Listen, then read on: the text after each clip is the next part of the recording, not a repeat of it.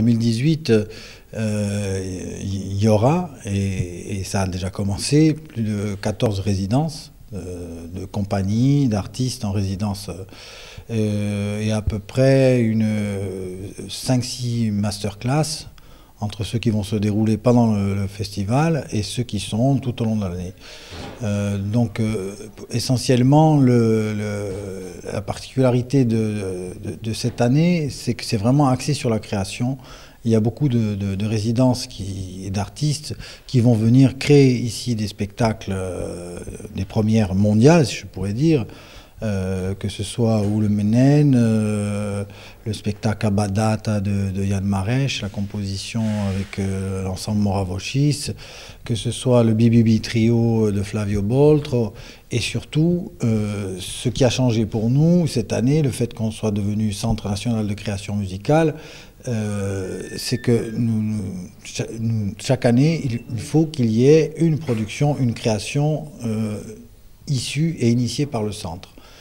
Cette année, ce sera donc Les Suppliantes, en collaboration avec la compagnie Matamor et la compagnie Azambalaran, où il y aura un spectacle, disons, complet, puisque ce sera comme un petit opéra autour des Suppliantes d'Eschyle, mise en scène par Serge Lipsic, et qui se déroulera au mois de décembre. Ensuite, ce qui va changer, c'est les concerts hebdomadaires et concerti hebdomadaires qui se déroulent du 1er avril au 30 octobre, qui habituellement étaient le mardi et le vendredi. Ils vont être toujours le mardi et le vendredi soir, et en plus il y aura le dimanche après-midi, dû à la forte demande de tous les artistes et les créateurs en Corse pour se produire à l'auditorium. Donc nous aurons déjà plus de 14 résidences tout au long de l'année qui donnent lieu à des concerts de restitution, le festival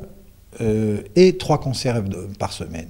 Donc ça fait, j'ai pas fait le compte, mais ça fait beaucoup d'activités. À partir du moment où il y a un label national, il y a la DRAC qui rentre en ligne de compte dans le financement et l'apport financier du soutien aux activités du centre culturel, du centre Vosges. Ça correspond à peu près à 20% de supplémentaires sur les subventions globales. Mais en gros, le centre culturel a toujours à peu près 40% d'autofinancement. C'est-à-dire qu'on arrive à autofinancer toutes nos actions entre 40 et 43% de ce que l'on produit. Ce qui est assez exceptionnel pour un centre culturel. Et toujours une large place pour les enfants et pour l'apprentissage. Bien sûr, oui. Il y a toujours la Scuola di Musica qui continue. Il y a toutes les actions de médiation qui sont menées par le centre, avec les rencontres avec les enfants qui viennent assister à des moments privilégiés d'échanges avec les artistes qui sont en résidence. Et durant aussi le festival, il y a des ateliers qui sont destinés aux enfants.